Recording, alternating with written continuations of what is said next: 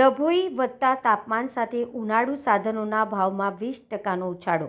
બજારમાં મંદીનો માહોલ. ડભોઈ સમગ્ર રાજ્ય સાથે ડભોઈ શહેરમાં પણ ગરમીનો પારો દિવસે ને દિવસે આસમાને પહોંચી રહ્યો છે. કાળઝાળ ગરમીથી બચવા માટે લોકો અત્યારથી જ ટોપી, ચશ્મા અને રૂમાલ જેવા સાધનોનો સહારો લઈ રહ્યા છે. જોકે આ વર્ષે મોંઘવારી અને આર્થિક મંદીની અસર સીધી બજાર પર જોવા મળી રહી છે, જેના કારણે વેપારીઓમાં ચિંતાનું મોજું ફરી વળ્યું છે. વધતા ભાવ અને ઘટતી ગ્રાહકી. સામાન્ય રીતે ઉનાળાની શરૂઆત થતાં જ બજારોમાં ચશ્મા, ટોપી અને કોટન રૂમાલની ભારે માંગ જોવા મળતી હોય છે. ગરમીથી આંખોના રક્ષણ માટે ચશ્મા અને માથાના રક્ષણ માટે ટોપી ખરીદી દર વર્ષની તેજ રહેતી હોય છે, પરંતુ આ વર્ષે પરિસ્થિતિ કંઈક અલગ છે.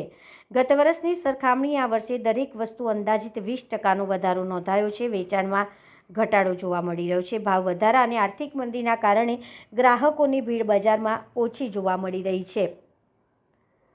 યુદ્ધ અને ટ્રાન્સપોર્ટ ખર્ચને જવાબદાર સ્થાનિક વેપારી નૂર મોહમ્મદભાઈ ખત્રી કુંભારવાડાએ બજારની સ્થિતિ અંગે વિગતવાર માહિતી આપતા જણાવ્યું હતું કે આ વર્ષે આંતરરાષ્ટ્રીય સ્તરે ચાલી રહેલા યુદ્ધની અસરોના કારણે ટ્રાન્સપોર્ટ ખર્ચમાં ધરખમ વધારો થયો છે. ટ્રાન્સપોર્ટ મોંઘું થતાં દરેક માલ પર સીધો 20% જેટલો ભાવ વધી ગયો છે. હાલ ઉનાળાની સિઝન શરૂ થઈ ગઈ હોવા છતાં ઊંચા ભાવના કારણે ગ્રાહકો ખરીદી કરતા ખચકાઈ રહ્યા છે, જેના કારણે વેપારીઓને મંદીનો સામનો કરવો પડી રહ્યો છે.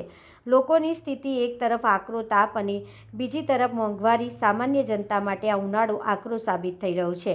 ગરમીથી બચવા માટે જે ચીજવસ્તુઓ અનિવાર્ય છે તેના માટે પણ લોકોએ હવે વધુ કિંમત ચૂકવવી પડી રહી છે.